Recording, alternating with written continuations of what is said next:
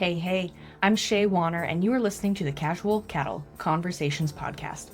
Whether you are a seasoned rancher or just curious about the cattle world, this podcast dives into the stories, science, and strategies shaping the future of ranching. Let's get started and keep your herd ahead of the herd. Folks, today we are visiting with Rocky Brown, and we are going to be talking about fall and winter watering systems that help keep water flowing and, quite honestly, just reduce the headache of chopping ice and having freezing hands working on tanks that failed you in the winter months. So this is going to be a great episode whether you are wrapping up a final winter watering project or if you are already maybe a little dissatisfied with how one worked for your fall grazing this year and you want to make improvements for next year. I know for some of you this may feel a little later, and for others who are maybe in the south, some of this might still be applicable. But regardless, Rocky is going to show a lot of visuals, so this might be a great one for you normal audio listeners to go check out on YouTube. But even if you do want to listen to the audio, Rocky does a great job explaining things, talking through them, and not just showing the mechanism itself. But with that, let's get to the conversation. All right, Rocky, well, I'm glad we finally got something worked out to do this podcast. For those listening, Rocky operates the hometown fencing, well, really everything supply store for farmers and ranchers in my area. So Rocky, thanks for joining us. Yeah, thank you. Okay, so to start off, can you tell the listeners why you believe in the beef industry? Oh, the beef industry, I mean, it's tough when you only choose one. I am a livestock industry kind of guy. It doesn't matter if it's got 4 legs or 2 legs, other than as long as it's not a human, I love them. The beef industry as a whole has just been great for all industry. Like when the beef producers are making money, the entire industry in the state of North Dakota is making money. They give back to their communities and they care. But bigger than that is it's the greatest food that you can possibly eat. You can take every vegetable off the plate as long as there is a steak there. It's the most nutrient dense protein source and food source that a human being can eat. We can actually sustain life just off of beef. And so that is why I do love the beef industry. But the beef industry is a lot more than the food itself. The producers that are out there, they're the salt of the earth type people. And I'll give it to the 99% of them. There's always the 1% that you could probably live without in any industry. But the beef producers themselves are just great people. You get to sit and have conversations about whatever, when it goes from politics to the feedstuffs to what they're doing with their money and their livelihood and what they're going to do when they retire. Most of them don't even retire. They just slow down. They retire the day they die.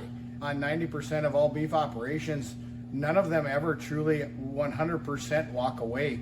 They just keep wanting to stick around, help out the next generation, be a part of it, and just do what they can do as long as their body allows them to do it. So love the beef industry. I have nothing against the farming side, the grain production side of industry, but the beef industry people, they are go-getters. They retire out of one area and they just keep raising beef because they just love what they're doing. They love the life that they get to provide when they go out at 3 a.m. at the age of 70 to see a new calf be born and to help them out.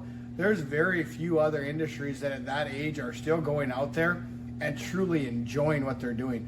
I'm not saying there aren't complaints in the day, but they are truly enjoying what they're doing. Absolutely. Now, you yourself are very experienced in raising multiple livestock or species of livestock. And today we're going to be talking about winter watering solutions for, more specifically, for your cattle ranchers. But do you want to tell listeners briefly a little bit about your experience with this business and how that gives you a little more experience on the winter watering side as well?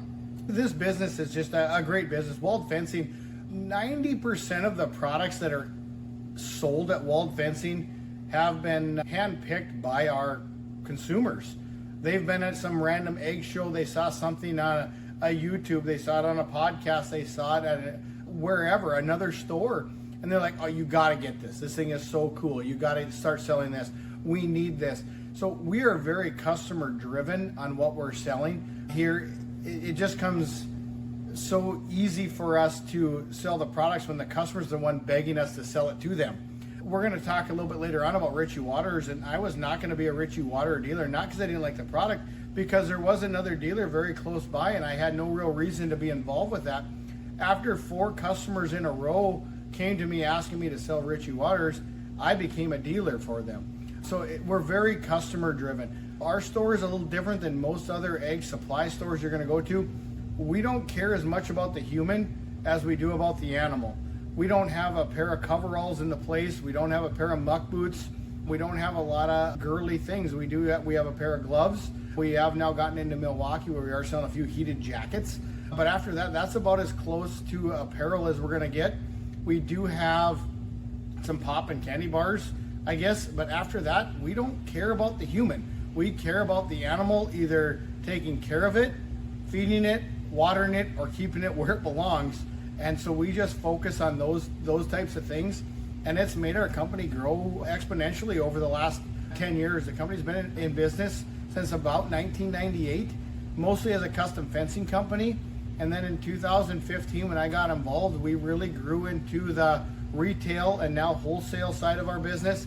And we help a lot of other custom fencers with what they need to do, but we help a lot of just ranchers of what do we do? How do we do this? Do you have this? And most of the time they're shocked when I say, yes, I either have it, or no, I don't have it, but I know how to get it.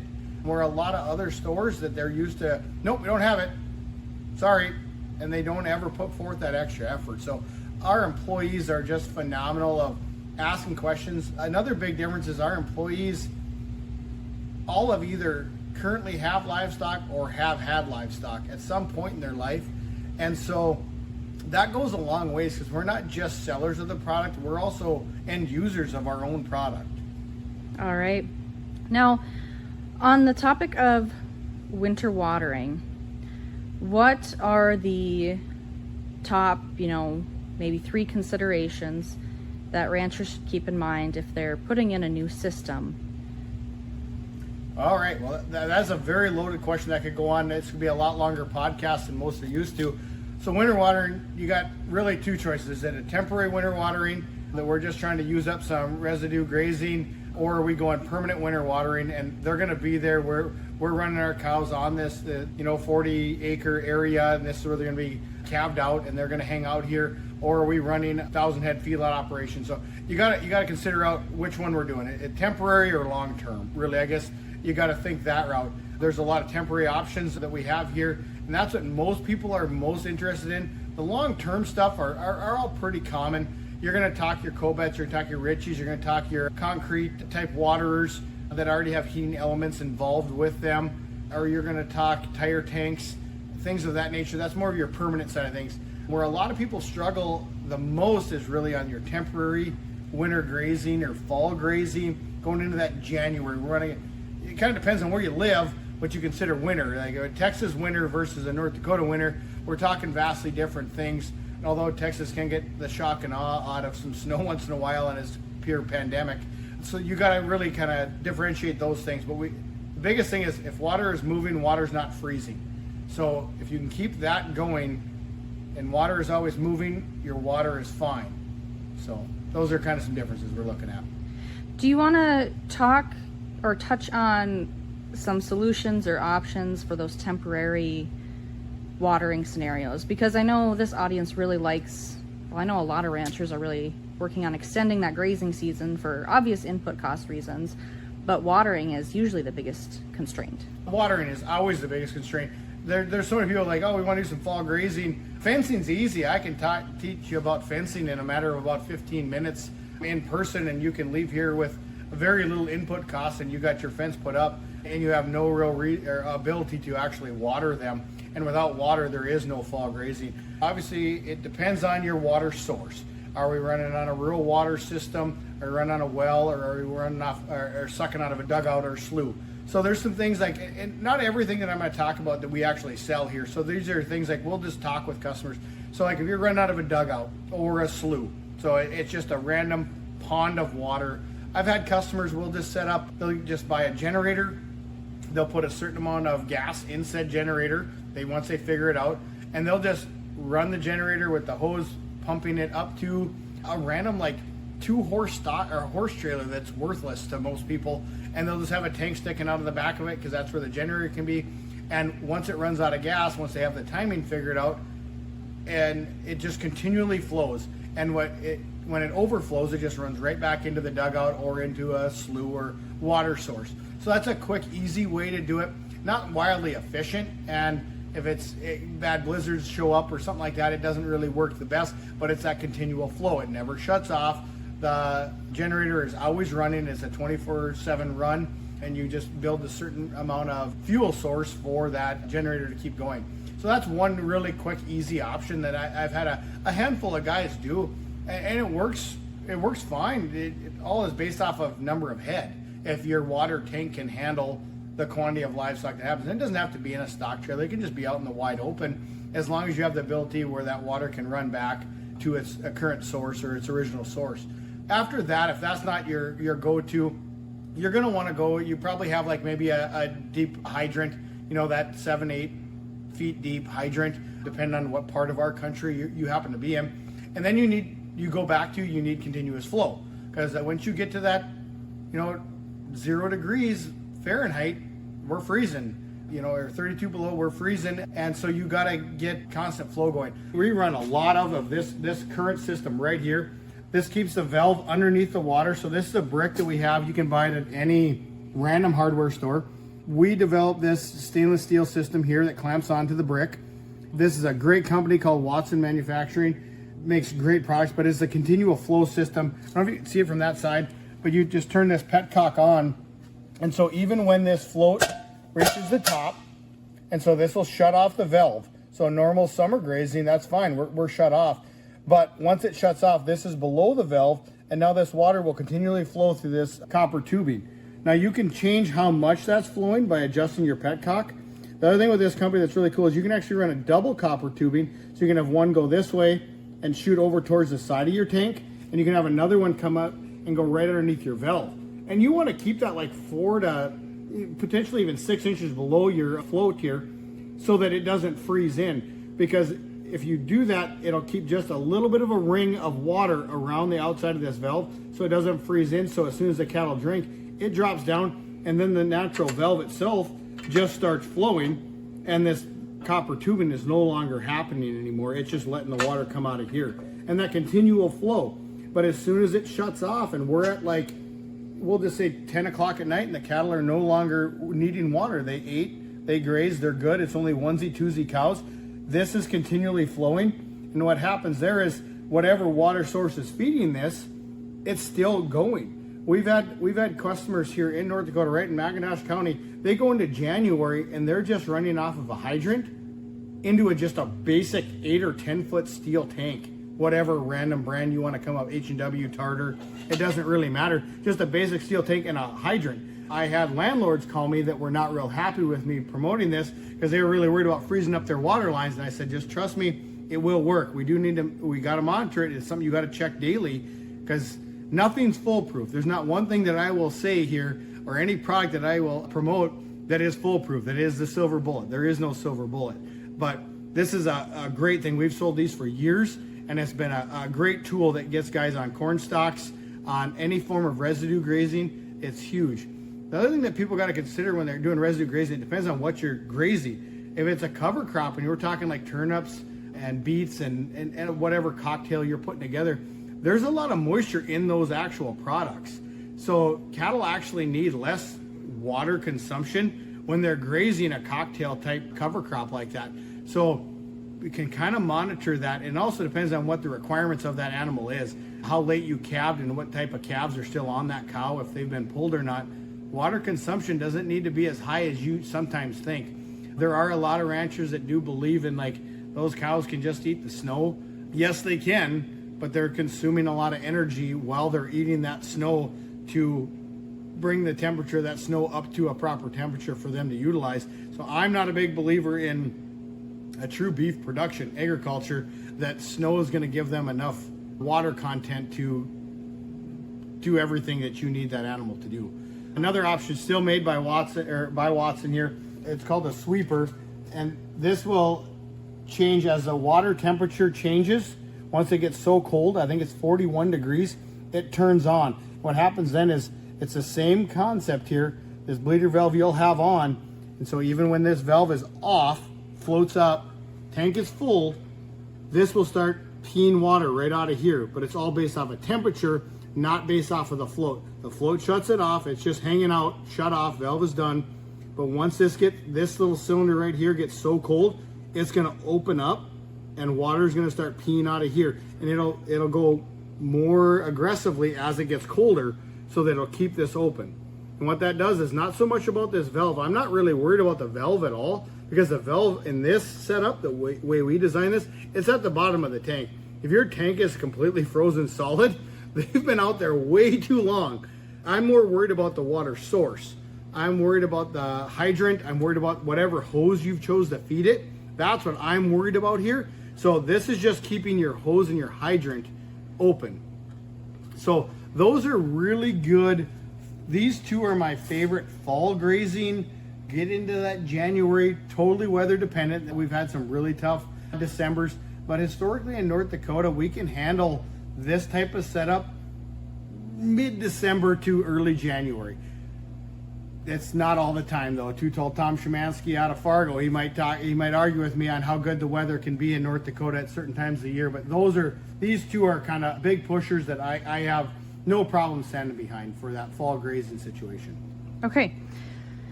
Is there anything you haven't touched on or shown with fall grazing or those temporary waters that you want to bring up today? Yeah, just one. It's an easier system. I'll go grab it right here. Then we'll get into winter grazing. This same concept of this temperature change situation here by Watson, Freeze Miser does a phenomenal job. It's the exact same concept of keeping hydrants open, and you can just tie it right onto your hydrant. When that valve shuts off, this just starts bleeding out water.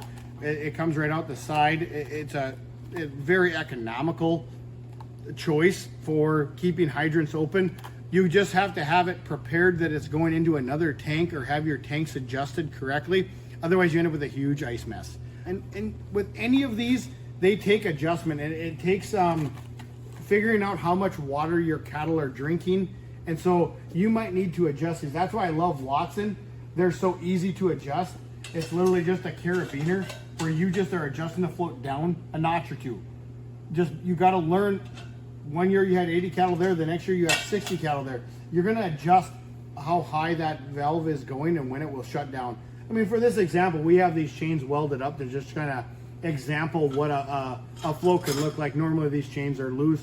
You got to learn your cattle, and you got to learn what their water consumption is. Without knowing that, there's no person or algorithm or AI that can tell you, oh, 60 head of cattle will drink this much every day. Oh, there's a ballpark, but there's never a guarantee, because it's so based off of the feedstuffs that they're eating and there's so many variables that come into play there. So for fall grazing, you got these options, or you just got by gosh, by golly, and you are just randomly turning on hydrants and turning them off.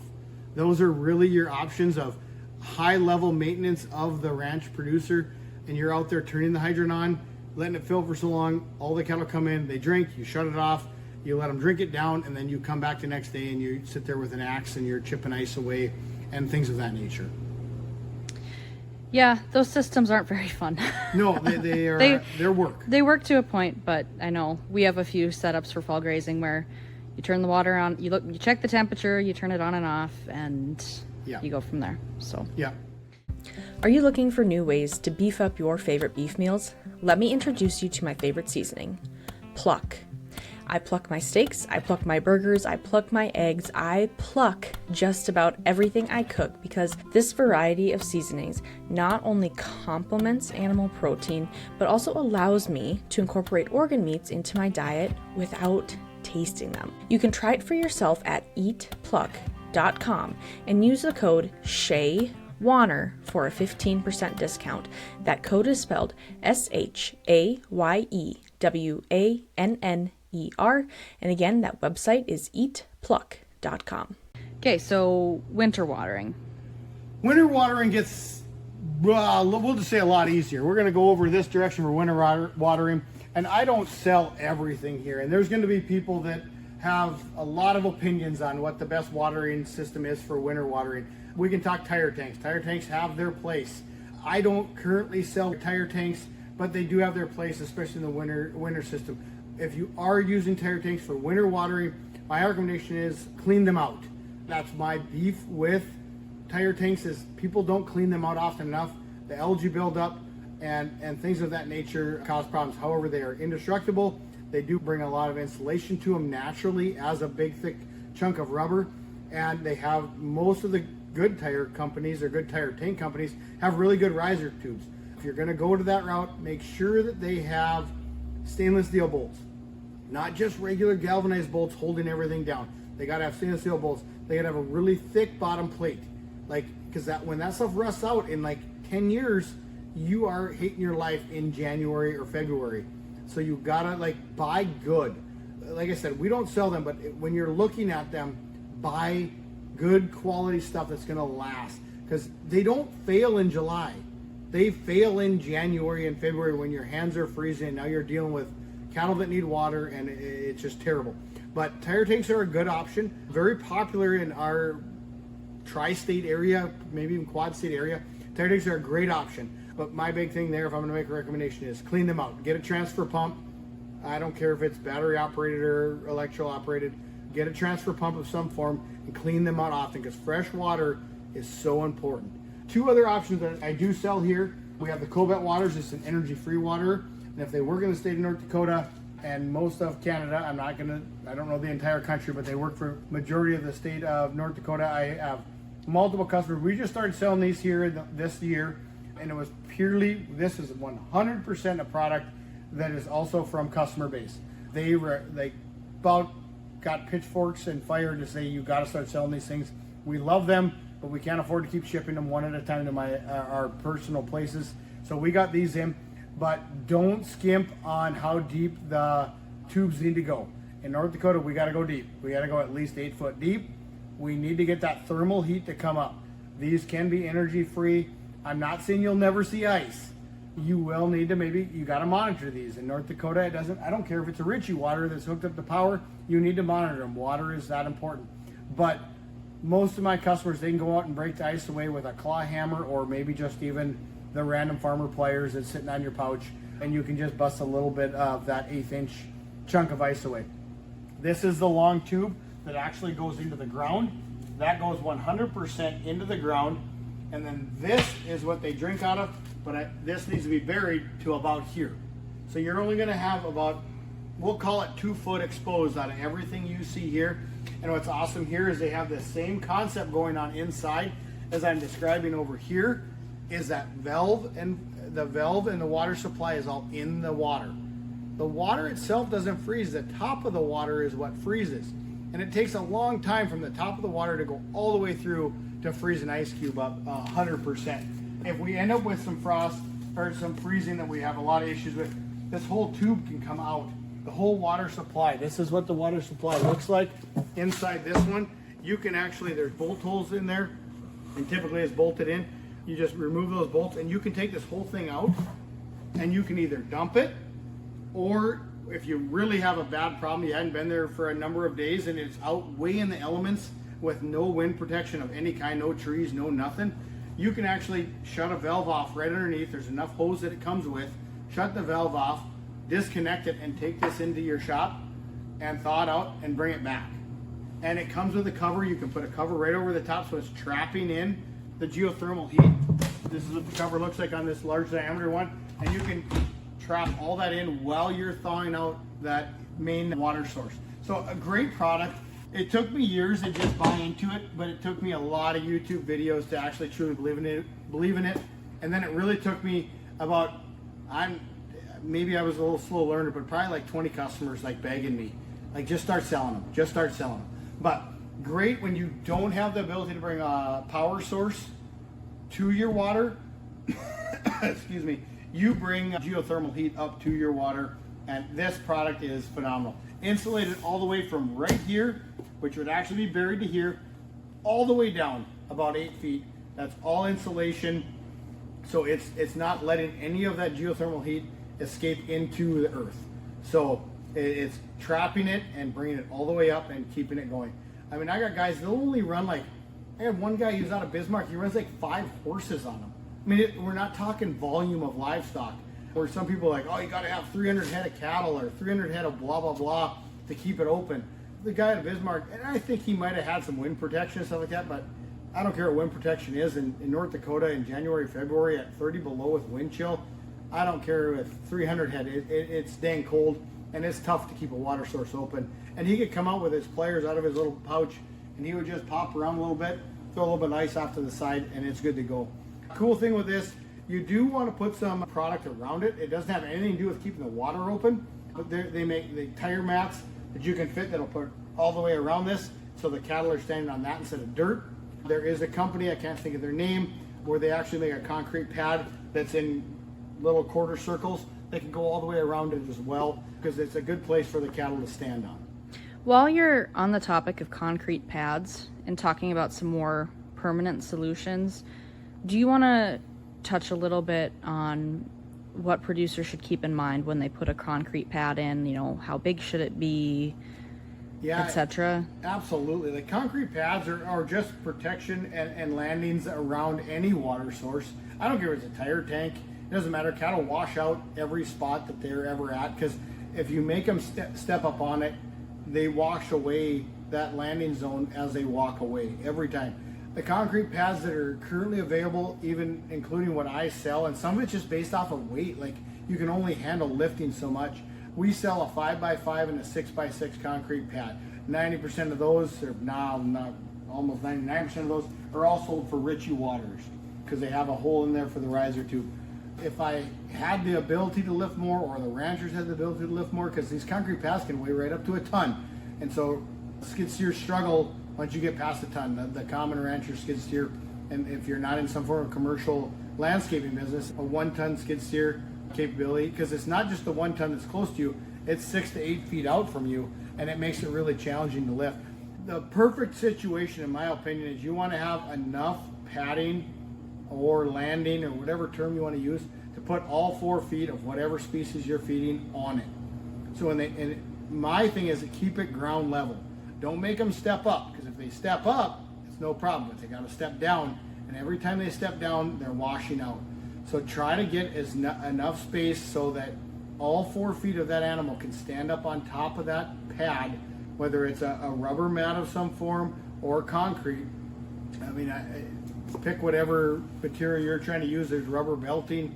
There's all kinds of stuff that people keep coming up with.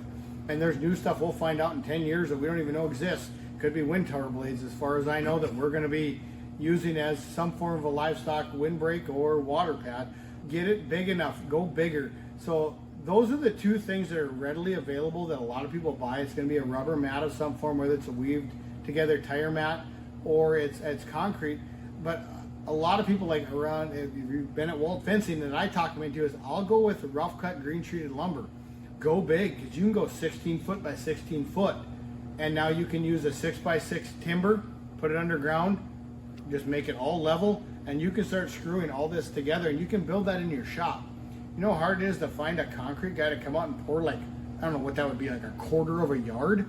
Like, no one's coming out to form that, or you couldn't even get a cement truck to come out there. So you're buying all these 50-pound bags of concrete, and it's never the same. So if you can't buy a precast, something that is of your nature of what you want, go with a rough cut lumber, but get treated. Don't go untreated. Untreated won't last for at all. It'll last like, I don't know, 5 years at best, I would say, because the elements we're putting in, we're going manure, we're going soil, and we're going moisture. Like, the three things are like the worst things that could ever happen to wood. So go with a treated version of it, and even if you need to pre-treat it or treat it again with another preservative, because you're putting in the worst elements you can possibly find. This is even worse than what you can put like a corner post in, is water, manure, feet, everything about it.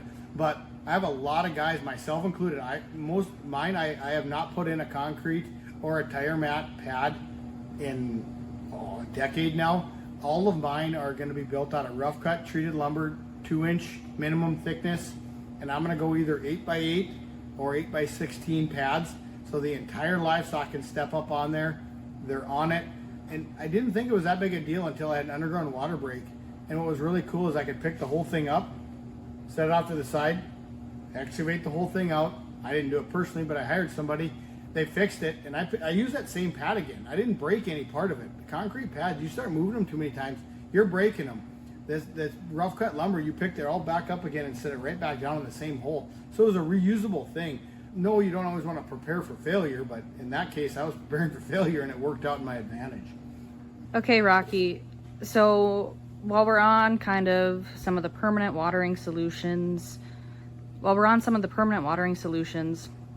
you've got some examples of Ritchie tanks behind you. Let's have you cover those.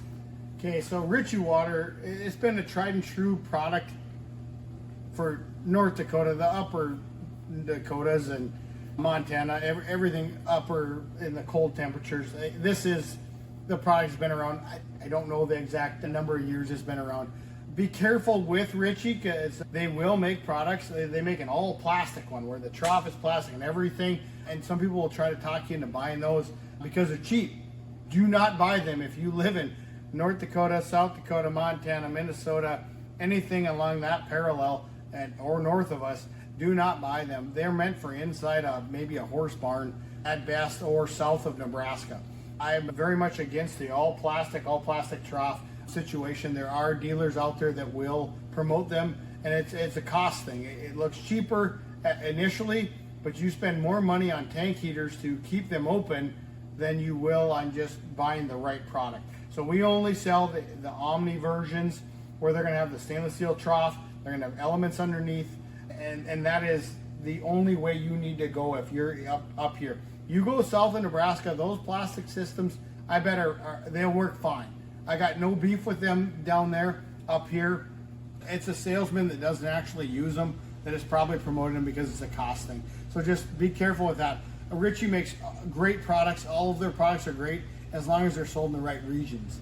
So just watch some of that stuff. Their parts are phenomenal. They're really minor when it comes down to servicing them out all winter long, or pre-winter, or in North Dakota's case, most of the time they call me in late November when they find out the one unit's not working anymore, and it's a panic situation. But now all they have is all plastic on the outside, fully insulated, and then stainless steel troughs. And they go from, we sold one that was 12 feet long. It's the longest one they make. They're really terrible to ship, but they can take care of a lot of livestock. I think they have like 8 elements in them, somewhere in there. Really cool. Can take care of a lot. We do them in a lot of the feedlot situation where they need more trough, where more animals can drink at a time. Omni 10, Omni 5, Omni 3. These are the bread and butter of the Ritchie world and the beef industry, and really even in most of the sheep industry, it's perfectly fine too. Once in a while, the small ruminants, maybe you got to build a little bit of a stair for them to get up to, but these things just work. There's a couple things like that Ritchie waters, they offer but don't always promote and don't always push, that can make their actual tanks work so much better. An uneducated salesperson wouldn't even sell. They'll just sell you the random basic model and you go off with it. One thing that I think we're at like 95% of all people who buy Ritchies from us, this is how they come. You get the riser tube, valves up above the water. It's going to hang out up here in the top of your riser. Doesn't matter which tank you're at, it's way up here. So in North Dakota, we deal with the wind quite often, and so the wind is sucking in there, even though they have it protected as best they can. I mean, like I said, the company tried to fix everything they could, but it's out in the elements of the wind. So we sell, like I said, 95% of our time, we sell this bulkhead fitting. It's all it really is. There's nothing real fancy about it, but it's the same thing, but now the valve is down in the water 100% of the time. And you got to be careful. You got to watch. This is a dairy industry thing. Dairy inspectors can track in some unknown way a disease back to a dairy animal because the power went out one time back in 1970 or something like that, and the 5 gallons of water that's left in the Ritchie tank backflowed back into a water source, a normal human water source. So you do have to watch to make sure all policies are met within your county, water district, state, whatever the case may be. But this is huge. So when this is down in the water, now your elements that you're already paying the electricity for, and they're like Omni 10, there's 4 elements, Omni 5, 2 elements, Omni 3, 2 elements, the big guys have 6 to 8 elements. They're doing the job of keeping this open the whole time. So as soon as this water shuts off. It's up in the air. This valve is down here. Well, the water shuts off on this one here at the bulkhead fitting. This is all fully exposed to all elements, and it's cold out here. You know, so I highly recommend this as long as we're passing or meeting all regulations for your area. Other added benefits that I sell with, and I can't believe how many people don't know this, but this stupid little aluminum plate, it's a 4x6 aluminum plate. Anyone who has a Ritchie water will know exactly what I'm going to do with this. But all you do is you wedge this in between. So we're up underneath the tank now, and we're going to wedge it between the element and the bottom of the tank. And what that does is it distributes that heat out, because aluminum does a phenomenal job of distributing heat, great conduction of that, and it stops that calcium buildup that happens on the top of your tank that we all fight because it builds up. There's heat and water. The stainless steel trough can only do so much, but this distributes that heat out so well that you don't end up with elements falling out. This plastic housing that they have now, elements can just fall out. It's a weird vibration of the earth. I don't know what causes it. It happened on my personal place. It happens on a lot of people's places. Those elements will fall out. Well, you wedge this in there, and now the element is a lot more snug. But also the bigger benefit is that heat is distributed out farther in the tank. So this little, I don't even know what it costs. It's super cheap. You could probably make them yourself if you don't want to buy them from somebody, but it's a 4x6 sheet of aluminum that distributes heat out tremendously. Last thing that I can think of that I would add into, that I think I personally have added into every Ritchie, it's a thermal cube. Super simple little tool. So I add in heating elements, a heat bulb, a something that I have directed down to my riser tube. And what this does is, I can't believe how many people don't know this exists. It's cheap. They're like 20 bucks. I don't know, I don't see a price tag here. Doesn't matter. But what it does is you plug your heat lamp into here, or your light bulb or whatever, just to keep some heat going downstairs, down below the riser tube or whatever of your Ritchie or whatever fountain, doesn't matter. And it turns off and shuts off at 35 degrees and 45 degrees. Nobody goes out and shuts their Ritchies off in May or turns them on and off in October, November, and December, where our temperature will fluctuate from 80 degrees to 40 degrees to 20 degrees to 80 degrees and back and forth. This is acting the same as what we have over here for our winter grazing with the freeze miser or this wiper right here that it checks on the temperature of the water. This is doing the same thing. As it's sensing the temperatures drop, it turns that heat lamp on or turns that light bulb on, and then it keeps that heat going. But when the heat gets above, and some of it's just geothermal, the outside temperature could still be 20 degrees, but that heat rise that's coming out of there, the heat lamp's not turning on because the earth is giving it to it. So it saves you actual electricity instead of just heat lamp stays on until the bulb burns out. And that's what a lot of ranchers will do. They just leave that heat lamp on, and then they come back and change all the heat lamps out, well, right around this time of year. In October, they're like, oh, we gotta go service out all of our Ritchies. And it's most of the time they're just changing out their heat lamps. You put in this product, because most everybody who installs a Ritchie also puts an outlet in there, because the power source is coming in. So they put an outlet in there. Well, this just plugs right in to an outlet. So you can actually have two sources in there. You can, but for the most part, all I've ever found is I only need one outlet, and I just plug one in, and then that heat lamp will shut off when it's not being needed. This time of year, it happens, oh my gosh, probably 15 times a day, you know, as the temperature is changing. And in the spring, North Dakota spring work, you're just trying to keep your head above water, and so you don't have time to go out and check every one of your water fountains. So just let this tool do the job for you, and it shuts itself off when it's not needed.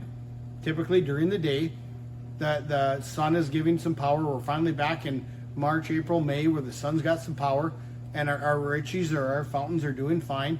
And then at nighttime when it gets cold, it kicks on and keeps you going. And it actually saves you electricity on your elements. They're not having to work as hard, and they're being able to shut themselves off because they have a thermostat on too.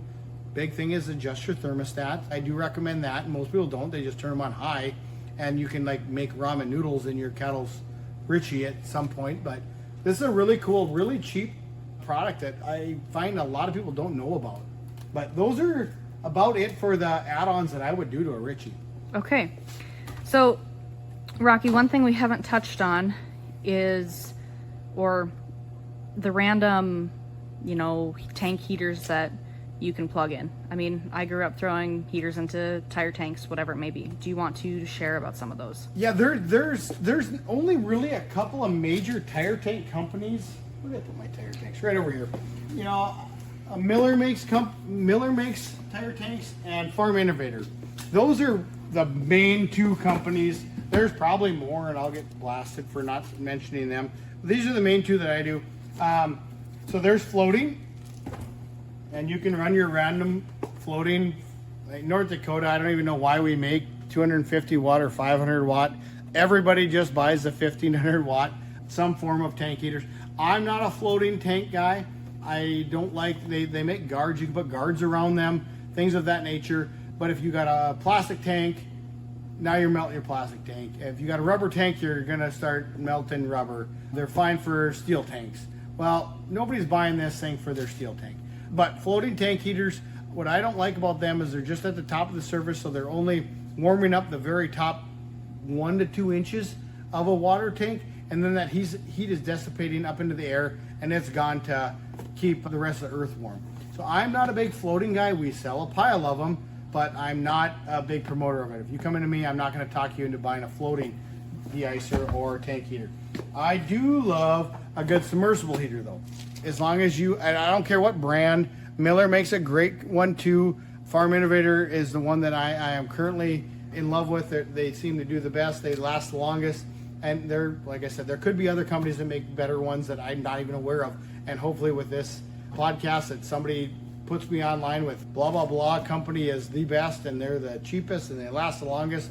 And I get to learn something from this. But what I like about a sinking de-icer, if it's the proper one, it's good for tire tanks, plastic tanks, steel tanks. Won't melt anything, won't hurt anything. They're protected correctly. But you're heating water from the bottom up. And we all know that heat rises so that everything that's down there is coming to the surface and it's going to keep a bigger area open. It's going to keep the ice off the majority of the top of the tank, or at least the area that you have that heater under, so that where them cattle are drinking, they can actually drink it. But I am a much bigger believer in a sinking de-icer or sinking heater, whatever term you want to use, than I am a floater. They do make them where you can put them in the drain plugs, and they have the 2 elements that come out. We have those as well. Not going to be the thing that's going to be on my farm because it's too one-sided. You can only use it on that tank, and typically whenever you put it in that drain plug, it's oxidized to that drain plug and you can never take it away. You end up wrecking stuff. It doesn't get used more than about 1 year. So my recommendation is go to a sinking de-icer. Much better option for you because, like I said, heat rises. If you have it right at the surface of it, because that's only about 1 inch below the water surface, that heat is going away right away. Where here, I get that heat to keep traveling upward, and it heats the water up and the ice around it up. So that's my big promotion. If you're going to go de-icers or heaters, go with a sinking one, but make sure it can last for any one of your tanks you have. Plastic, steel, or rubber. I don't think there's a 3rd tank or 4th tank out there that I'm not thinking of, but those are the ones that I'd recommend. All right. Well, I'm sure anyone watching on YouTube, you can comment if you have anything else on there, because I like to learn new things. Rocky already said he likes to learn new things. So if you're out there listening and have other brands or other types of tanks, be sure to put that on there. Before we wrap up today, Rocky, is there anything else you want to share with the listeners? Only thing I would share is share what you know, but don't be arrogant about it. A lot of people are willing to learn as long as you don't come off like that guy. And we all know what that guy sounds like. But even our stores, we want to learn. We don't know it all. We try to learn as much as we can and share as much knowledge as we can. But we learn a lot from our customers. Also, like early in the deal, you asked my favorite thing about the beef industry. I'll tell you one of my least favorite things about the beef industry is the beef industry keeps a lot of their knowledge to themselves, and instead of sharing what they're doing with their neighbor.